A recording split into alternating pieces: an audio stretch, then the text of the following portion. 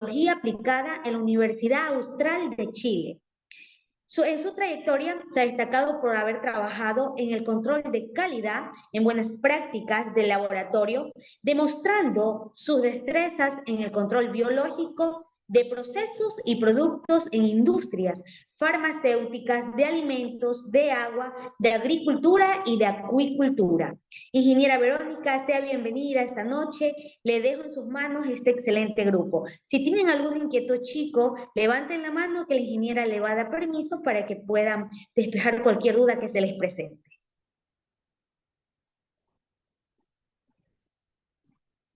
Muy buenas noches, ¿cómo están? Buenas noches, Liz. Muchas gracias por la presentación. Bueno, mi nombre es Verónica Aguilar y el día de hoy veremos un tema muy interesante sobre fundamentos de la microbiología en industria de alimentos. Así que, por favor, bueno, en primer lugar, quisiera darles la bienvenida a esta capacitación muy interesante y quisiera saber, por favor, desde dónde nos ven, si nos pueden indicar. Muchas gracias. ¿De qué provincias nos ven? Nos pueden indicar en el chat. Santa Elena, muy bien. ¿De dónde más, por favor? Ah, de la provincia del Oro. Muchos saludos a la provincia del Oro. Tengo familiares allá, Imbabura, Bolívar, Santa Elena, Pichincha, muy bien. Cotopaxi, Guayaquil. Muchos saludos para Guayaquil, para Manabí también. Wow. Ya desde Pasaje, Quito, muchos saludos para mi ciudad querida. Bueno, pues el día de hoy, como les había dicho, les voy a impartir un tema muy interesante que es sobre los fundamentos de la microbiología en la industria de alimentos.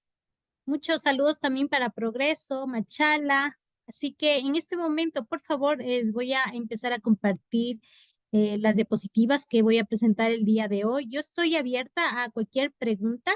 Pues sí les voy a decir de la manera más comedida que me escriban a través del chat y ahí veremos un espacio para poder eh, dar solvencia a cualquiera de sus preguntas, ¿ya? Así que vamos a empezar, por favor, bienvenidos y en este momento les voy a pasar la presentación.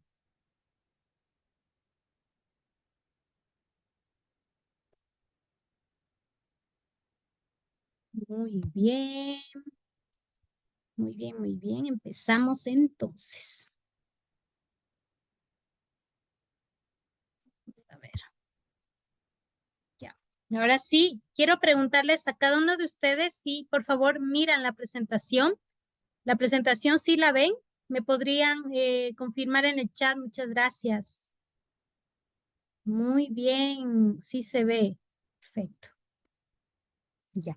Bueno, el día de hoy entonces vamos a mantener un tema muy interesante, que de hecho es un tema que tiene mucho detalle y es un tema importantísimo para el funcionamiento también de todas las empresas de alimentos, que está referido a los fundamentos de la microbiología. Así que por favor vamos a empezar.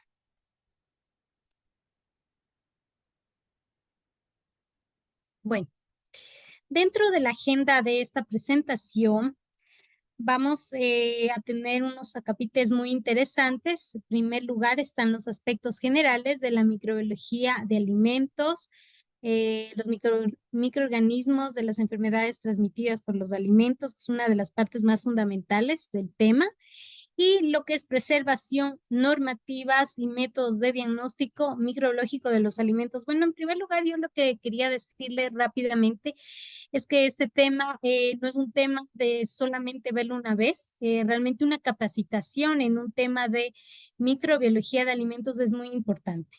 Hay muchos profesionales que requieren de conocimientos, no solo básicos, sino también, bueno, fundamentales, básicos y técnicos sobre la microbiología en la industria de alimentos. Sabemos que la microbiología, al igual que la parte física y química como aspectos importantes de la calidad de un alimento, es muy importante. Entonces, saberlo manejar, saberlo interpretar, es también importante. Así que, por favor, les invito a todos ustedes, a todas las personas que están conectadas, a que tengan un interés muy importante sobre este tema y decirles que en este caso se puede impartir algo muy importante, algo mucho más detalloso y con más importante. Bueno, se puede decir, bueno, más importante, voy a repetir la palabra, para podernos referir al tema de la microbiología en los alimentos. No es cualquier tema, es un tema que está referido especialmente a la calidad y sabemos que la calidad de los alimentos, en este caso, en una empresa de alimentos, es de extrema severidad y eso. Así que vamos a empezar, por favor. Cualquier pregunta que tengan, pues les invito a escribirme en el chat y ahí estaré yo dispuesta a contestarles, ¿ya? Así que empezamos. Bueno, muy bien. Dentro de los aspectos del primer acápite, que es de los aspectos generales de la microbiología de alimentos, sabemos que la microbiología de alimentos, como la microbiología en general, es una materia muy importante que está relacionada especialmente con el control de calidad de los alimentos, en este caso. Los alimentos que son manejados inadecuadamente vienen a ser sustratos excelentes para el desarrollo microbiano en un alimento, lo cual puede causar principalmente su deterioro y su peligrosidad. Los microorganismos de los alimentos pueden producir, como había dicho, deterioro, peligrosidad por acción directa de gérmenes, en este caso los microorganismos. Por ejemplo, exclusivamente están las salmonelas y además no solo eso, estos agentes son capaces de elaborar ya factores de virulencia que pueden ser aún más peligrosos para los alimentos. Ahí estamos hablando de la elaboración de determinadas toxinas, como en el caso de los estafilococos. La microbiología de alimentos, ¿por qué es tan importante? Pensamos que la microbiología es de un uso en general y no es así. La microbiología hoy en día es una patente, se puede decir, muy importante, especialmente en la industria de alimentos. Así que viene a ser una importancia preponderante en contribuir principalmente a una mayor producción de los alimentos. Sabemos que en la producción de alimentos, el manejo de la microbiología es esencial. Muchas empresas se echan a perder la producción por contaminaciones especialmente de origen microbiológico. Mejorar la calidad de los productos y preservarlos también es muy importante dentro de la microbiología. Permitir que los consumidores obtengan alimentos de óptima calidad, libres de agentes que puedan causar enfermedades, es todavía más esencial, ya que sabemos que en toda la cadena de producción de los alimentos no es solo el hecho de consumir un rico alimento, sino también alimento seguro, que no vaya a causarnos ningún tipo de enfermedad transmitida por algún agente.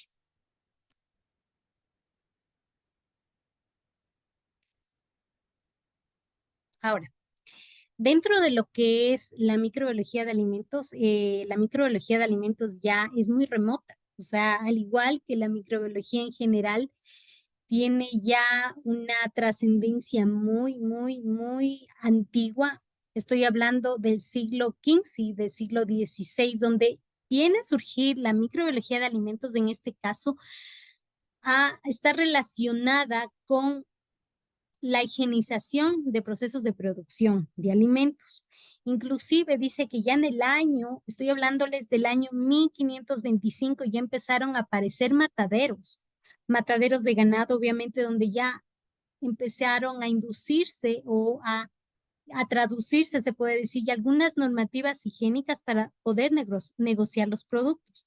Además, hubieron algunos científicos también que crearon la microbiología de alimentos no solamente con el fin de seguridad, sino también con el fin de poder producir alimentos muy interesantes. Ese es el caso de Louis Pasteur. Louis Pasteur fue uno de los científicos microbiólogos más interesantes en todos los tiempos. Él es el padre de la fermentación y también sabemos que él creó algunas vacunas. Él creó, por ejemplo, en el caso de la fermentación para la producción de alimentos, la fermentación alcohólica, la fermentación de lácteos, la fermentación butírica, y todas perseguían el fin de producción y también de cuidado de los alimentos, especialmente, por ejemplo, en el caso de los vinos y cerveza, se puede esperar un interés relacionado con la calidad. Un ratito, por favor.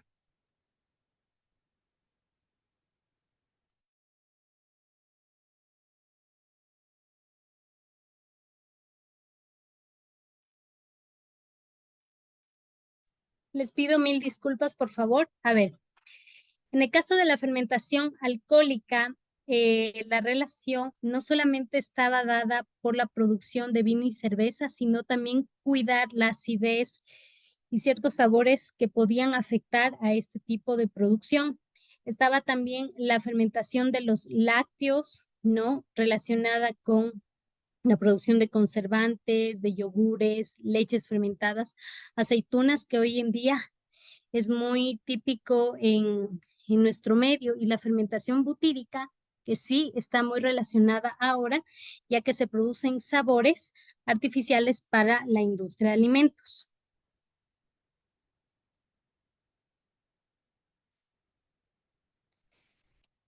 Dentro de este margen de la microbiología de alimentos, hoy en día se sabe que la microbiología de alimentos no es solamente actual en la parte técnica, también es actual en la parte de inocuidad de alimentos a nivel mundial. ¿Por qué? Porque a nadie le gustaría consumir ah, esperan un ratito, hay un recuadrito aquí que me anda apareciendo, por favor, les pido mil disculpitas. Ustedes ven un recuadrito, por favor, me confirman si me pueden decir, gracias.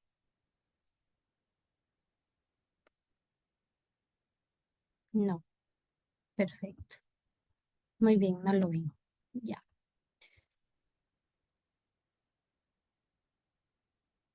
Muchísimas gracias. Ya. Entonces, como les iba diciendo, en el caso de la inocuidad de alimentos relacionada con la microbiología es muy importante, es preponderante porque hoy en día en el mundo entero sabemos que todavía se siguen consumiendo agua y alimentos contaminados, y sigue siendo una de las causas mayores de morbilidad. Las enfermedades transmitidas por los alimentos, conocidas como ETA, son uno de los eslabones más relacionados con la microbiología de alimentos. ¿Por qué? Porque ahora, al momento que una persona consume un alimento contaminado, también está justamente implicada con las enfermedades transmitidas por los alimentos. Y en este caso, las enfermedades transmitidas por los alimentos son causadas por agentes. Hay millones de agentes que pueden causar la contaminación de un alimento y por tanto la peligrosidad en la vida humana. Se sabe que se ha causado ya anualmente entre 600 millones de casos de enfermedad, 420.000 muertes y, bueno, 300 millones de años de vida ajustados por discapacidad, conocido como ABAT. También se sabe que las enfermedades transmitidas de alimentos, perdón, está relacionada mucho con los alimentos de origen animal.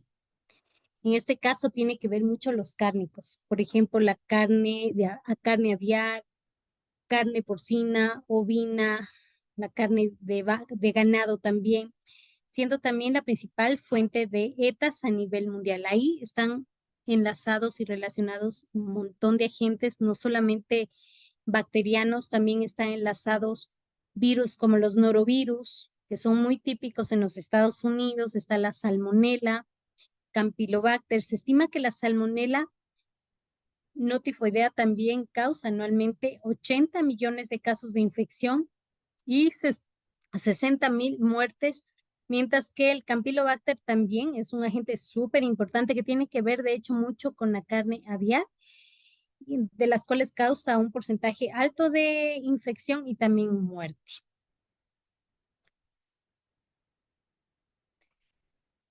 También hay que destacar que aquí en Latinoamérica todavía no se ha controlado lo suficiente las enfermedades transmitidas por alimentos. Ahí todavía siguen apareciendo agentes típicos, como les mencionaba el Campylobacter, también está el norovirus en una menor cantidad, también están parásitos muy implicados y relacionados y que prevalecen como el Taena solium, Toxoplasma gondii, que son patógenos con mayor aporte de ABATS, como les había comentado en la diapositiva anterior. Este grupo de patógenos produce más de 8.000 casos de enfermedades transmitidas por alimentos días por 100.000 habitantes e inclusive más de 2.500 muertes anuales. Actualmente fallecen inclusive 700.000 personas cada año a causa de estos microorganismos y también están relacionados a aquellos microorganismos resistentes. Hoy en día se sabe que un control de calidad de los cárnicos, especialmente de embutidos, por ejemplo, se inyecta mucho al animal antibióticos y dice que esto a la larga causa una estimación altísima de resistencia a esos antibióticos, conocido con las siglas de RAM, que es resistencia a antimicrobianos. Esto porque lamentablemente para poder conservar la producción y poder determinar una carne supuestamente de calidad, inyectan antibióticos que a la larga para la población humana puede ser muy peligroso. Inclusive se sabe que para el año 2050 ya será la principal causa de muerte de la población, superando inclusive el cáncer y otras enfermedades crónicas no transmisibles, ¿no? Con cifras cercanas a 10 millones de muertes humanas anuales.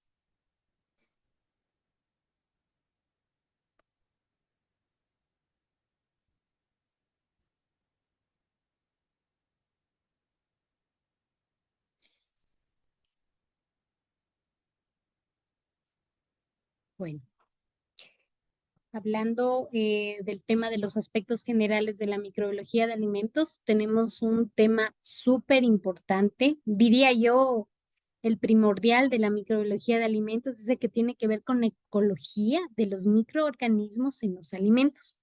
Dentro de la ecología, tiene que ver también la asociación microbiana, que tiene que ver con el deterioro de alimentos, que es lo que yo dije al principio, y también el grado de peligrosidad de alimentos. Dentro de los factores que están relacionados con la ecología de los microorganismos en los alimentos están los factores intrínsecos y factores extrínsecos. Dentro de los factores intrínsecos están algunos y tienen el siguiente concepto. ¿Qué son los factores intrínsecos?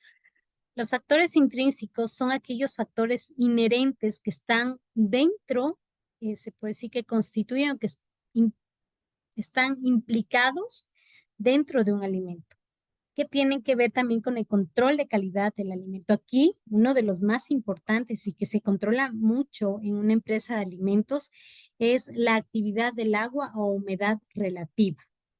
En este caso, las siglas es AW, y en este caso, dentro de, se puede decir, la conceptualización más química que microbiológica, ven a ser la humedad en equilibrio de un producto, determinada por la presión parcial del vapor de agua en su superficie, ¿no? Eso quiere decir que está relacionado específicamente con, se puede decir, con el porcentaje de humedad de un alimento. En la mayoría de alimentos frescos, esta actividad de agua o AW es del 0,99%, lo que puede ser un indicativo de disponibilidad de crecimiento de microorganismos, lo que podría producir especialmente más que peligrosidad, un deterioro muy rápido, ¿no? Y eso se produce especialmente en frutas, en verduras, en aquellos especialmente alimentos perecibles que pueden echarse a perder rápidamente porque no tienen un control de calidad adecuado.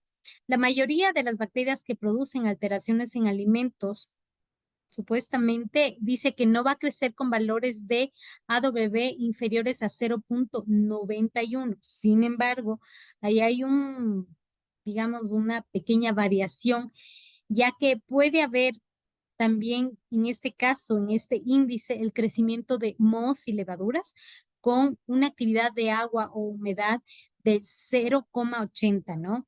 En el caso de micotoxinas también puede ser de 0,80. En este caso, las micotoxinas van a ser producidas por los mohos y levaduras, vienen a ser, se puede decir, factores de virulencia de los mohos y levaduras, ¿no?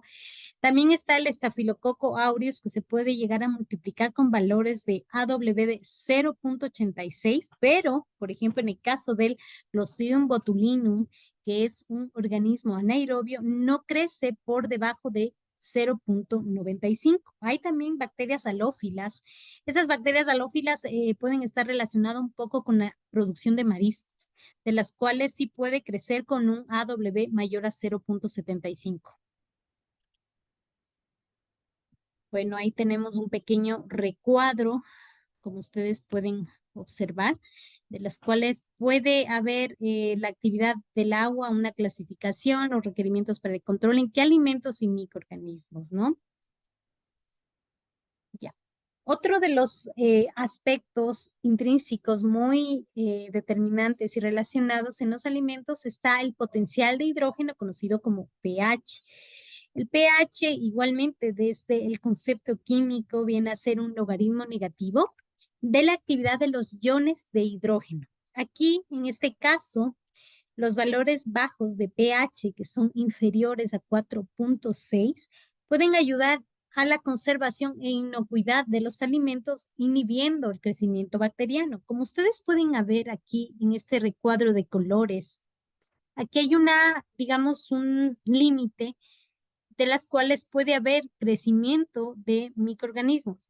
En este caso va a ser una zona de riesgo y va a estar desde 4,6, bueno, más o menos hablando de 4,5 a 9, ¿no? De las cuales ahí hay peligrosidad o posibilidades de que haya crecimiento bacteriano en un alimento. Ahora, por ejemplo, existen ciertos agentes como el Clostridium botulinum, tipo A y tipo B, que producen las toxinas de un pH superior a 4,5 y el tipo E en pH superiores a 5. Aquí también he querido ponerles un recuadro de las cuales está mostrándose los pH óptimos para el crecimiento de microorganismos. Aquí está relacionado con el pH mínimo y el pH máximo de bacterias, mohos y levaduras, que en este caso bacterias va a ser 4,3 y pH máximo de crecimiento 9. En el caso de mohos, mínimo es de 1,5 a 2, máximo de mohos va a ser 11 y de levaduras va a ser 2,5 y máximo de 8 a 8,5. Ya. Otro también de los aspectos intrínsecos que tiene que ver mucho con la calidad de un alimento son los nutrientes. A ver, diría yo que también los nutrientes son esenciales en un microorganismo porque como sabemos todos, los nutrientes nos pueden ayudar en su efecto a proporcionar vitaminas a cada una de las personas. Pero ahora, si un alimento tiene una cantidad muy alta de nutrientes, también viene a ser un excelente sustrato de crecimiento de los microorganismos. Y además, especialmente cuando los microorganismos tienen necesidades particulares para su desarrollo. Aquí las diferencias de composición de los alimentos también van a ejercer un efecto selectivo sobre estos. Por ejemplo, las necesidades para el desarrollo de microorganismos puede ser a través del agua, puede ser a través de los hidratos de carbono como una fuente de energía. Una fuente de nitrógeno están las proteínas, ahí están péptidos, aminoácidos, las vitaminas, en el caso de las vitaminas de grupo B y sales minerales, hierro, leche, ¿no? Dentro de este tema de los aspectos intrínsecos, tiene que ver también mucho qué tipo de microorganismos podrían crecer. Ahí puede crecer una infinidad de microorganismos como hongos, levaduras, parásitos, bacterias saprófitas y patógenos, que lo que van a causar principalmente es un, a ver, un deterioro, ¿sí? Va a causar un deterioro y grado de peligrosidad en un microorganismo. Ahora, las características constitucionales de los alimentos sí pueden determinar el tipo de deterioro, especialmente en alimentos. Aquí van a ver Tres tipos, se puede decir, de alimentos específicos que pueden causar el crecimiento de microorganismos. Aquí están los alimentos ricos en proteínas, conocidos como proteicos, las cuales se pueden desarrollar microorganismos proteolíticos, ¿no? Aquí se va a dar una podredumbre, una putrefacción que van a generar aminas, ácidos grasos, indol, algunos factores bioquímicos. Aquí principalmente están relacionados los Aspergillus, Penicillium, Pseudomonas, Proteus, Clostridium. Por ejemplo, ¿qué pasa con los alimentos que tienen grasa? Los alimentos que tienen grasa van a ser microorganismos lipolíticos. Aquí en este caso se va a producir rancidez por lipasas que van a hidrolizar las grasas, ácidos grasos y glicerol. Y aquí también se van a producir compuestos rancios de mal olor. Ejemplo, está la Serratia, Micrococcus, alcalígenes. ¿Y qué pasa con los alimentos que tienen azúcares? Con los alimentos que tienen azúcares se van a crecer unos microorganismos, se llaman sacarolíticos. Aquí deterioro está relacionada con la presencia de acidez, alcohol, la pérdida de consistencia. Esto es muy típico en aquellos frutos, por ejemplo, que tienen mucho azúcar. También están algunos jarabes, mermeladas, frecuentemente también van a crecer mohos y levaduras.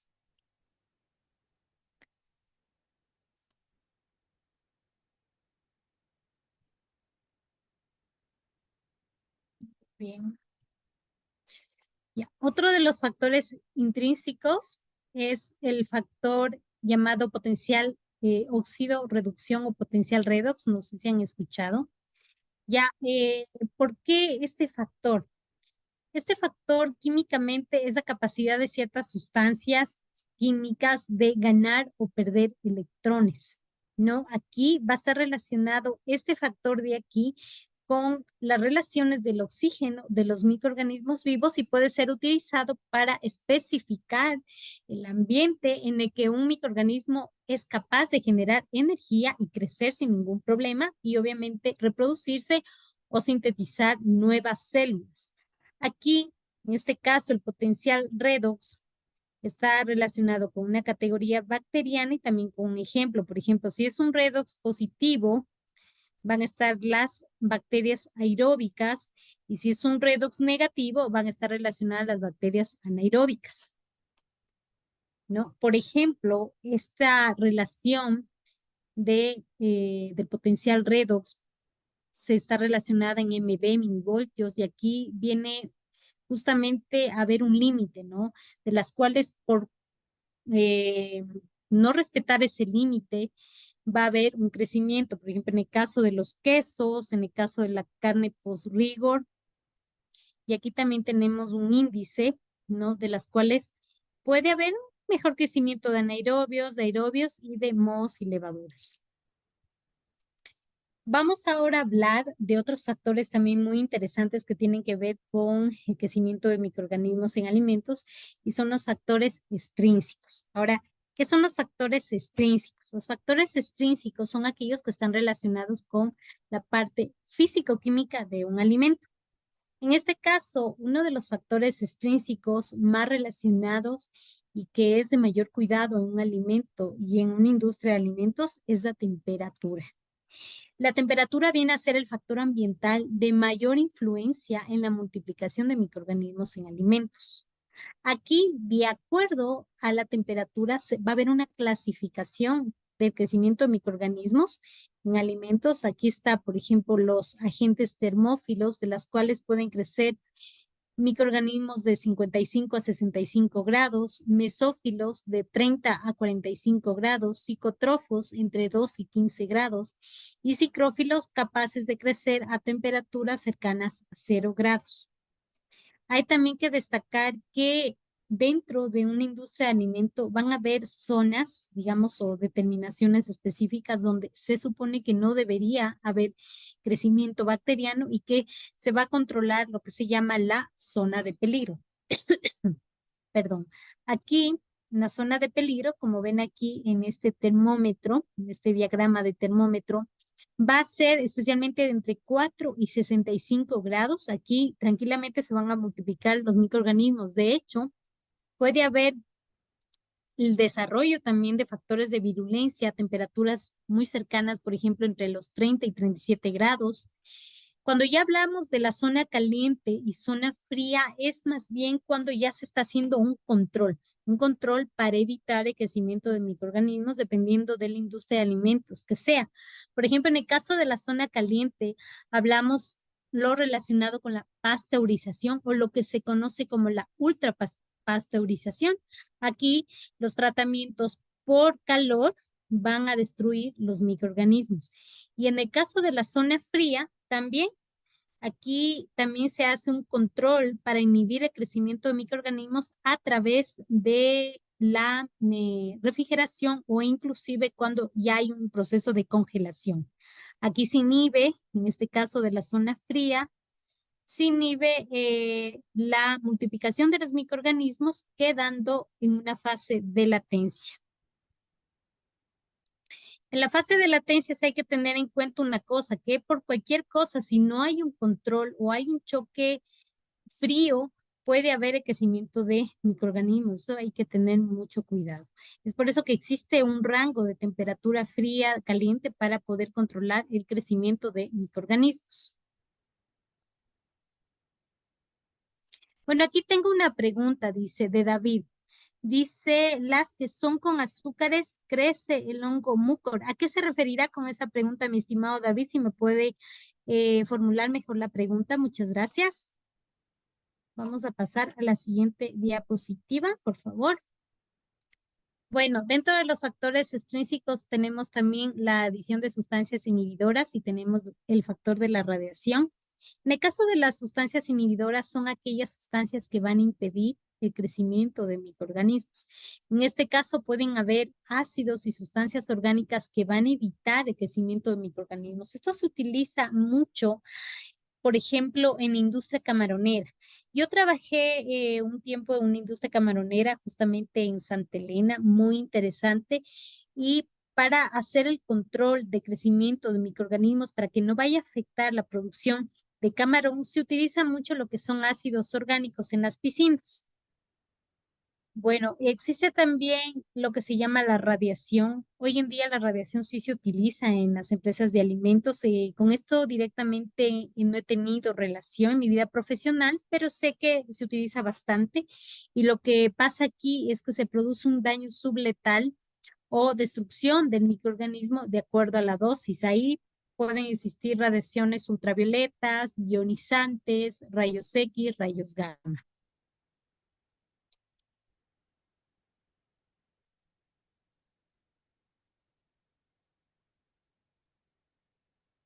Ya, David.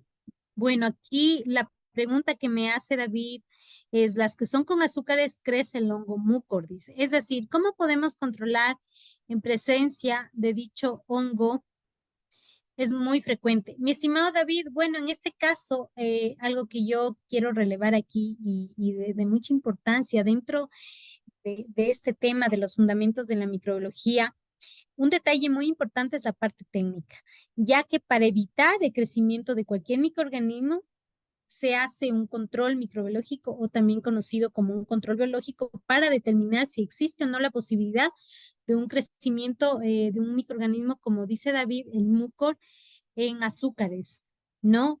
Aquí puede haber, pero si se hace un control, en este caso, en medios de cultivo específicos, que por cierto, se va a dar una charla muy interesante sobre este tema de la microbiología en alimentos, yo les aconsejaría que lo tomen, ¿no? Y que vamos a hablar más tarde de eso, pero sobre todo para saber qué determinaciones o qué puntos críticos se podrían determinar en este caso para evitar el crecimiento de microorganismos y que de alguna manera no cause ningún efecto en la producción.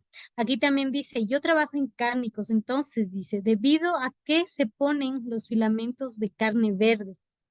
Bueno, realmente esta parte no les sabría contestar específicamente. Ahora verá, de acuerdo a mi experiencia en, en cárnicos, sé que ahora en cárnicos se hacen muchos controles y, por ejemplo, en el caso de los cárnicos se utilizan medios exclusivos de cultivo, medios de cultivo para determinar el crecimiento de agentes específicos que puede causar deterioro o también el crecimiento de agentes importantes, entre esos listeria, y también está relacionado el estafilo. Aquí también dice, tal vez con un antibiograma para ver su resistencia del microorganismo. Bueno, realmente, David, llegamos ya a una determinación de antibiograma cuando si hay un crecimiento extenso o es un microorganismo molestoso, ¿no? Pero como yo le había mencionado anteriormente, en este caso usted puede hacer un control más bien y más fácil, de hecho, y que lo voy a explicar con muchísimo más detalle en una próxima capacitación mucho más técnica vía online a través de medios de cultivo que podrían ayudar a determinar más fácilmente el crecimiento de un microorganismo y que sí, solamente por esta razón ya se podría evitar el crecimiento del microorganismo en caso de que no haya crecimiento en el medio de cultivo. Así que, bueno, vamos con la siguiente parte. Dentro de la microbiología de alimentos, tenemos también lo que son las vías de contaminación de alimentos, ya saliendo de los aspectos intrínsecos, extrínsecos. Esta parte es muy importante. ¿Por qué es importante? Porque esta parte es una de las que tiene que ver mucho con la contaminación directa o indirecta de un alimento por agentes bacterianos. Por ejemplo, ¿qué pasa cuando tenemos una vía de contaminación congénita, por ejemplo, que es una de las vías más típicas? En este caso,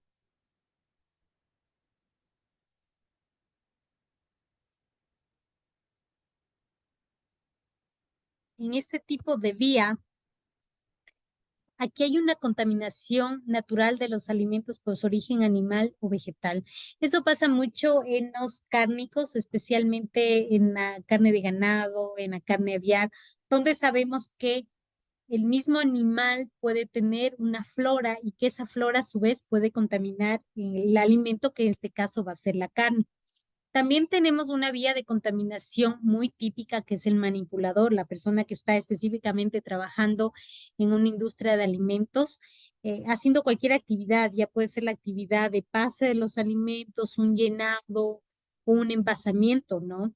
Aquí dentro del manipulador puede ser un portador convaleciente, un portador sano. Esto es súper importante, ya que si por cualquier cosa es un portador convaleciente, puede estar tranquilamente causando la contaminación de un alimento. ¿Qué pasa también con los vectores inanimados? Bueno, en el caso de los vectores inanimados, aquí puede ser a través de una mala ubicación, de una protección deficiente o mal manejo de desechos. También están relacionadas aquí lo que son factores naturales, como el aire, el suelo, el agua, los animales y una de las contaminaciones más reconocidas está la contaminación cruzada.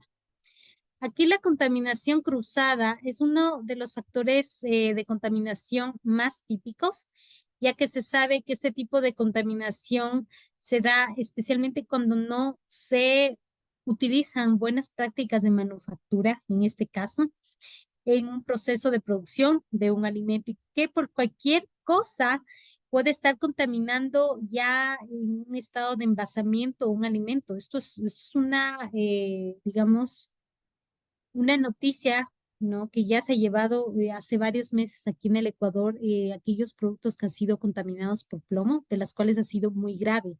¿No? Porque se sabe que inclusive esta contaminación no ha sido de productos directamente comercializados acá, sino ya comercializados al exterior.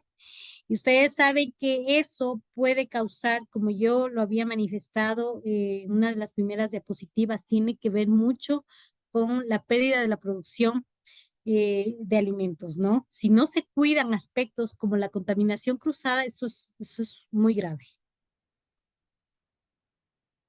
Bueno, aquí tenemos otras preguntas, perdón. Les voy a contestar rápidamente. Ya. Según aquí me dice Gabriela Renata, me dice, ¿la contaminación congénita está basada en las enfermedades zoonóticas? Sí, estimada Gabriela, justamente está relacionada con las enfermedades zoonóticas. Si no hay un control, obviamente, de la enfermedad, del estado de salud de un animalito, pues puede causar una contaminación congénita a través de una enfermedad zoonótica. ¿Qué pasa? Dice, basado en normativa se realiza el control de CAINA, dice. Basado en normativa se realiza el control de listeria en productos cárnicos según lo indicado. ¿Me van a esperar un segundo, chicos, por favor? A ver. Les voy a pedir mil disculpas, pero tengo que abrir la puerta, por favor. Por favor, les pido mil disculpas.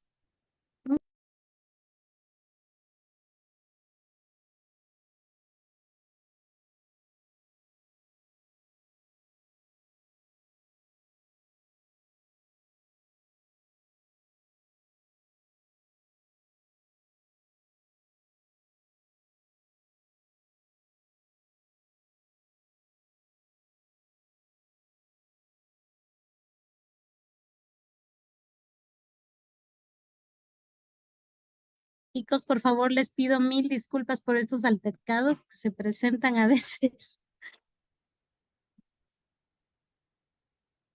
Muy bien, por favor, para no perdernos del hilo de la conversación, vamos a seguir con esto, ¿ya?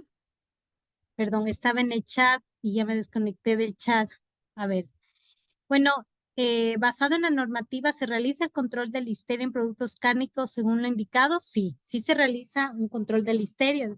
De hecho, el INEC, también que lo voy a exponer próximamente en una charla mucho más detallosa, está el control de listeria en productos cárnicos a través no solamente del INEC, sino también de otras normativas. ¿Puede ayudarme, por favor, aclarando cuál es contaminación directa o indirecta? Claro. Bueno, digo la parte de contaminación directa o indirecta a nivel general. Directa podríamos entender como una contaminación congénita, como nos decía Gabriela. En este caso, cuando el animal directamente puede contaminar, por ejemplo, en el caso de la gallina, puede contaminar el huevo por sabemos cómo sale el huevo de la gallina, ¿verdad? Sería una contaminación vertical. Indirecta está, por ejemplo, la contaminación cruzada, ¿no? En este caso, se sabe que ciertos alimentos se pueden contaminar de trazas porque de contaminantes, porque simplemente las bandas no se limpiaron adecuadamente y esto causó una contaminación indirecta en el alimento, ¿no? Esto puede ser mucho relacionado con la contaminación cruzada, mi estimado Jesús. Yo trabajo, dice, en una industria de cárnicos, pero no realizo el control de listeria en mi materia prima. Bueno, Kaina, le cuento que el control de listeria en la mayoría de industrias cárnicas sí se realiza, ¿no? Y yo pienso que en una industria de alimentos relacionado con cárnicos es muy delicado. Entonces, obviamente no solamente se ve listeria, ya depende de la legislación, depende cómo ustedes lo estén llevando, pero el control de listeria frecuentemente se hace. Vamos a continuar, por favor, para no alargarnos mucho. A ver, vamos a ver. Muy bien, dentro también de las vías de contaminación tenemos ahora los mecanismos patogénicos de las bacterias causantes de enfermedades transmitidas por alimentos. En este caso, están relacionadas las enfermedades por bacterias, enfermedades por parásitos, enfermedades por virus y riquecias y enfermedades por hongos. Aquí en el caso de las enfermedades por bacterias, bueno, sabemos que son, de hecho, las enfermedades más frecuentes, ¿no? Las enfermedades por parásitos también. Hablamos, por ejemplo, mucho de la contaminación de algunos gusanos, de algunos parásitos que infectan mucho las carnes, especialmente de cerdo, y las enfermedades por hongos que también están relacionados especialmente en frutos secos, vean. Con los hongos hay que tener también mucho cuidado, ya que tienen factores de virulencia importantes que de hecho pueden causar no solamente contaminación en frutos secos, sino también mucho en la producción de enlatados, ¿no? Con determinación de una micotoxina que se conoce con el nombre de aflotoxina. Es muy típica y muy relacionada, especialmente en atunes. Bueno, aquí tenemos también mecanismos patogénicos muy generales relacionados con las enfermedades transmitidas por los alimentos que les había mencionado de las setas. Aquí, por ejemplo, uno de los más típicos es la Salmonella paratifi, de las cuales sabemos que el reservorio es el ser humano y puede ser transmitida a través de animales domésticos y salvajes. De ahí, por ejemplo, está muy relacionada la carne aviar. Aquí la contaminación puede ser a través de consumo de alimentos de origen animal, especialmente huevos, pollo, carne, y la incubación puede ser de 6 a 72 horas. En caso de periodo de transmisibilidad puede ser de semanas a meses y las manifestaciones clínicas hay que tener cuidado con este tipo de patógenos como la enteritis, bacteremias, sepsis, inclusive si no hay un cuidado bueno, ejemplar de las personas que tienen algo así como una patogenia de esta naturaleza, puede hasta morir, ¿no? Hay que tener mucho cuidado.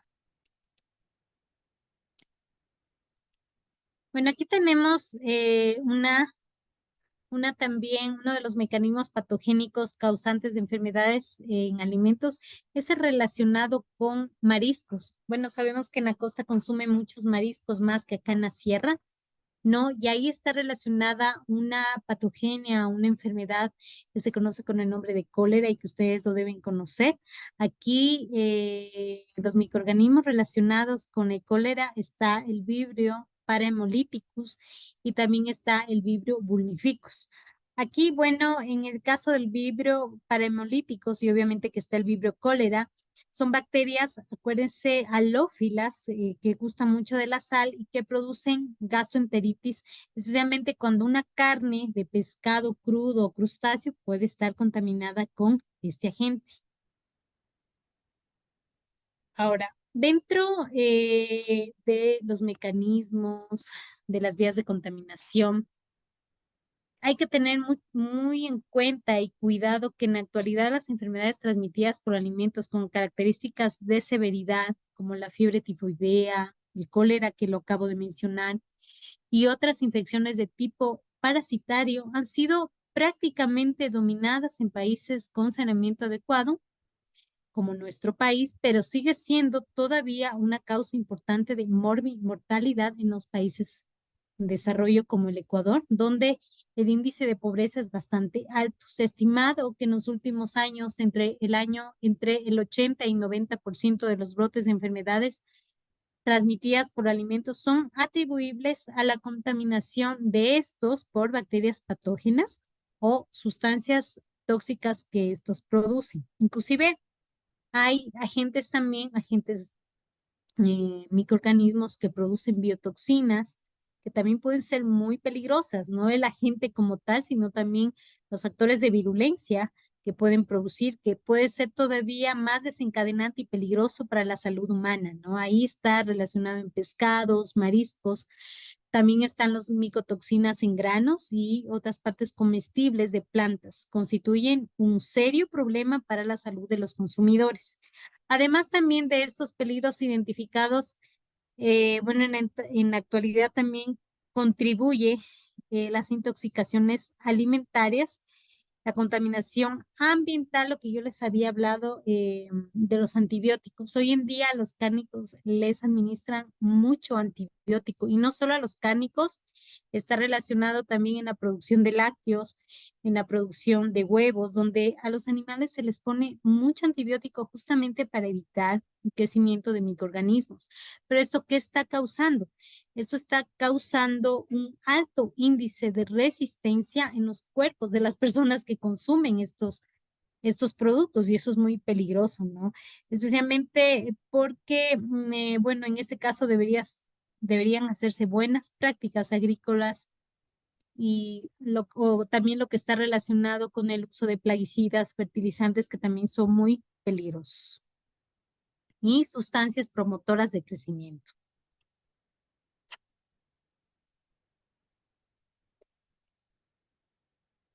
Vamos a ver, aquí en el chat tengo unas preguntitas. Me disculpan. Buenas noches. ¿Qué son los HRs en los productos lácteos? No te sabría decir qué son los HR, perdón. Buenas noches, dice. Y en las conservas artesanales que contienen un porcentaje de vinagre, ¿qué tipo de patógeno podría habitar? Justamente esta es una pregunta muy interesante. Se sabe que los enmarinados, todos esos productos que se utilizan de conservas, hay que tener mucho cuidado, ya que si bien pueden tener vinagre, el vinagre viene a ser uno de los, digamos, un mecanismo un poco biológico para evitar el crecimiento de microorganismos. Sin embargo, no te asegura totalmente la seguridad. Los tipos de microorganismos que pueden crecer, bueno, puede crecer varios, puede crecer, por ejemplo, enterobacterias, pueden crecer también algunos virus, ¿no? Que toman en cuenta este tipo de alimentos para poder habitar sin ningún problema. Ya. Dentro de los microorganismos de las enfermedades transmitidas por los alimentos, algo muy interesante que se hace a nivel de calidad, a nivel de laboratorio, es aquellos microorganismos objetables que pueden estar inmersos en los alimentos. Entre esos está la Listeria monocitogénesis y que se hace un control, Staphylococcus aureus, Escherichia coli, Clostridium perfringens y Salmonella.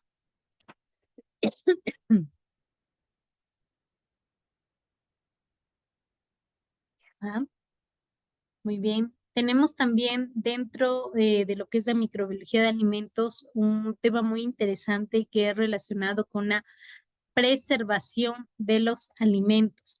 La preservación de los alimentos se podría decir que es uno de los componentes más importantes. Bueno, a pesar de que hoy en día la preservación no se hace, o sea, se trata ahora de dar la mayor naturalidad de preservación, pero no siempre. Y eso es justamente, por ejemplo, en el caso de aquellos alimentos donde se les ponen antibióticos, donde sí puede causar a la larga eh,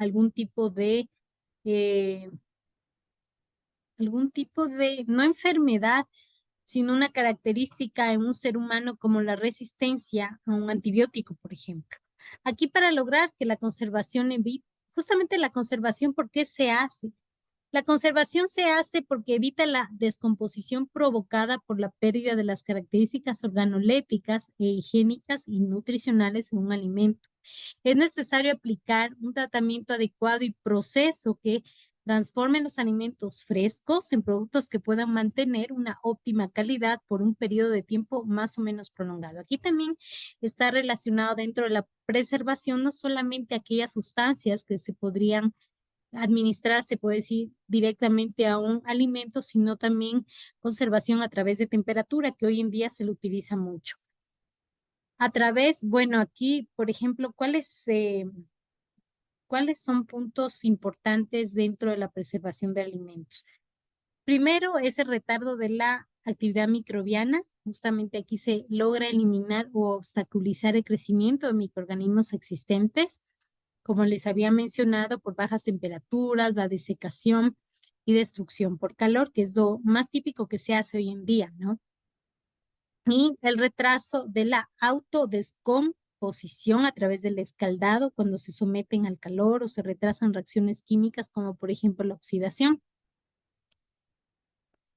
Esto obviamente lo voy a explicar en una próxima charla mucho más evidente y más detallosa. Es muy importante este tema.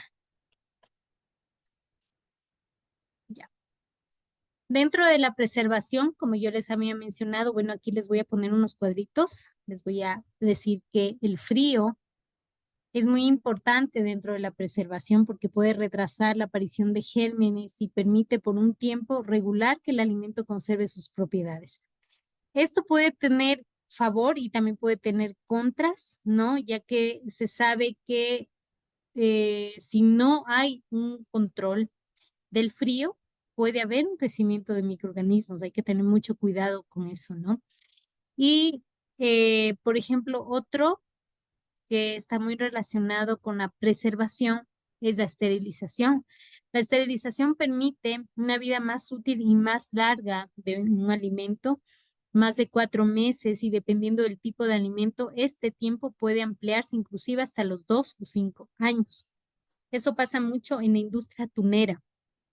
Sin embargo, la esterilización sí tiene mucho que ver con altas temperaturas. Así que por cualquier cosa, igual si no hay un control adecuado de temperatura o una temperatura control, una temperatura crítica que se tenga que utilizar para evitar el crecimiento de microorganismos, puede ocurrir todo lo contrario. Aquí se pueden alterar, bueno, por cualquier cosa puede ocasionarse una pérdida o un deterioro del alimento, y también, de hecho, puede haber la pérdida de algunos nutrientes y vitaminas. O sea, lo que voy con esto es que el control de la temperatura es esencial.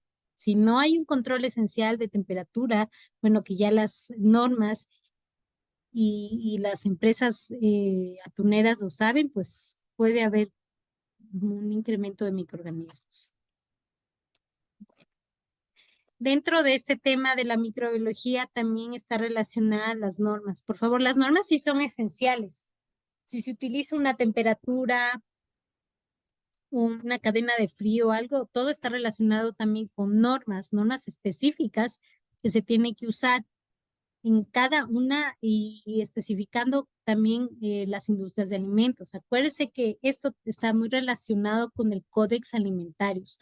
Aquí el Codex Alimentarius es un conjunto de normas alimentarias adoptadas internacionalmente y presentadas de manera uniforme. Los objetivos de la publicación de estas normas consisten en proteger la salud del consumidor en primer lugar y facilitar el comercio internacional de los alimentos. Así que esta parte es fundamental. La publicación del Codex Alimentarius apunta a orientar y a alentar la producción, elaboración y consumo de alimentos seguros.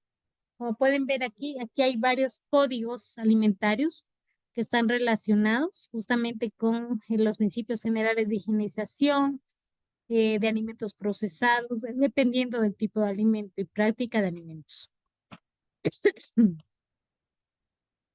También existen dentro de nuestro país normativas específicas del ARSA, por ejemplo, de la 2022-016 AKRG, que tiene que ver con cláusulas específicas para el control de alimentos en microbiología.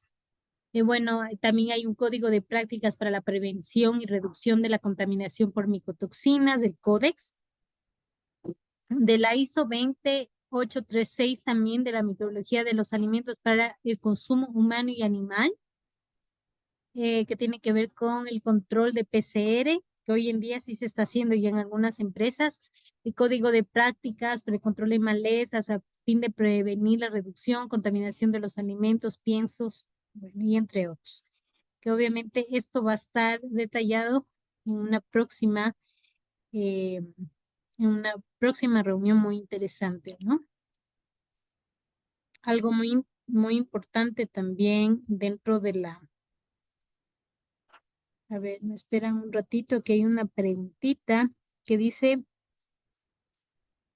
buenas noches, dice, bueno, eso ya vimos, de Lisa Molina a todos. Dice, ¿cuáles son las contraseñas si no tengo el control de que en la nevera que no me congela mucho? Bueno, sabemos que en una industria de alimentos, por favor, la parte de cadena de frío, de cadena de temperatura es esencial e importante. No solamente en una industria de alimentos, sino también en un laboratorio a terceros, en un laboratorio que se dedica al control de calidad de alimentos. Así que esta parte no puede estar desapercibida, ¿no? No es que se necesitan contraseñas, mi querida Elisa.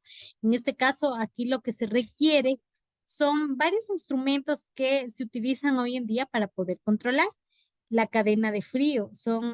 Bueno, tienen algunos nombres y se pueden poner dentro de un refrigerador o a través también de los equipos que hacen pasteurización para saber cómo se está dando la temperatura de control para evitar el crecimiento y para poder saber si se está realizando o no ese proceso. También dice Miguel Rafael, dice, buenas noches, las normativas, ¿en dónde se pueden encontrar? Bueno, las normativas yo las voy a exponer con mucho más detalle en una próxima reunión muy interesante.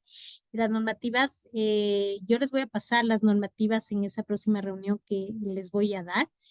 Así que es muy importante que pongan atención ya al término de la reunión. Así que por favor, vamos a continuar. Dentro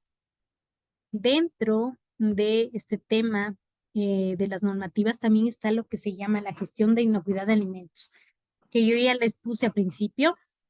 El control de la calidad de los alimentos es muy importante porque el análisis de peligros y puntos críticos de control, por ejemplo, hoy en día está muy relacionado en la industria de alimentos, no solamente para la parte físico-química, sino también para la parte microbiológica.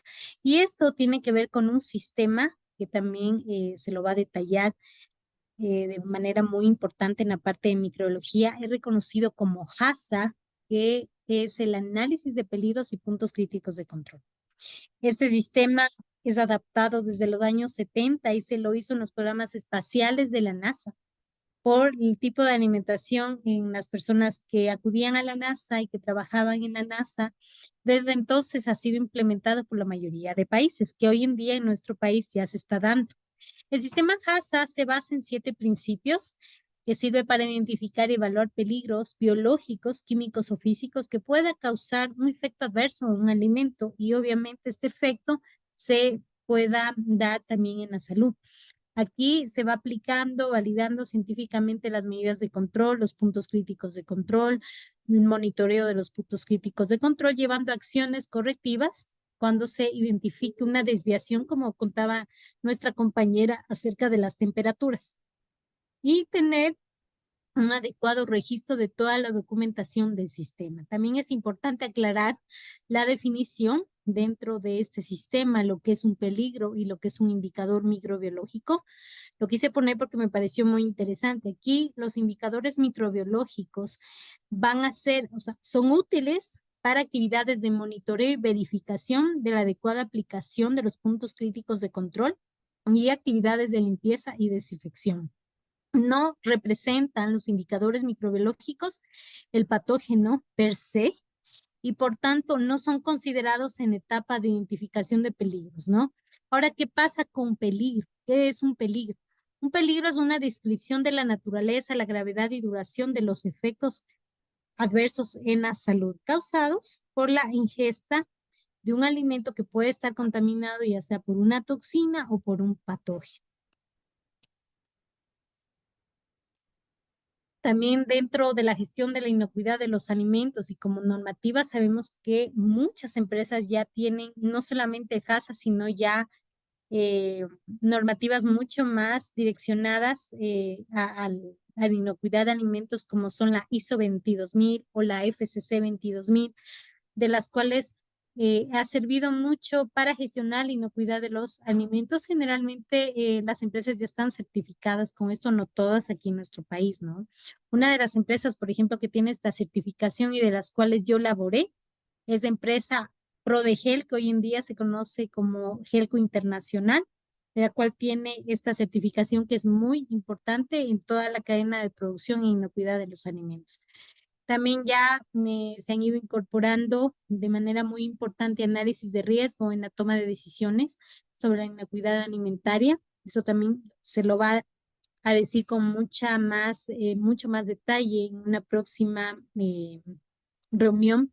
Aquí se ve que el análisis de riesgo sí es una herramienta utilizada por países más desarrollados, pero que también ya se está efectuando acá también en países como el nuestro. Ahora, otro de los temas que me preguntan mucho es el tema relacionado con los métodos de detección de microorganismos en los alimentos. Esta parte sí es esencial.